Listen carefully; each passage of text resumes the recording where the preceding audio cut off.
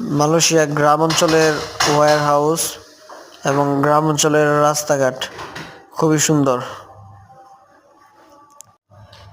এখানে ওয়্যার হাউজের আশেপাশে একটা ওয়্যার হাউজের চারপাশে রাস্তা, আরেকটা ওয়্যার হাউজের চারপাশে রাস্তা। এখানে অ্যাক্সিডেন্ট হওয়ার কোনো চান্স নেই। খুবই সুন্দর, খুবই সুন্দর।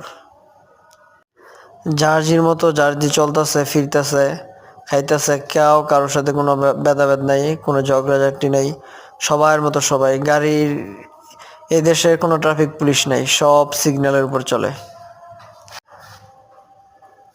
আর আর আমার পাশেই হচ্ছে একটা পাম্প। এই পাম্পের কোনো লুক নাই, একদম জিরো। যার যখন লাগতেছে সে তখন নিজের হাতে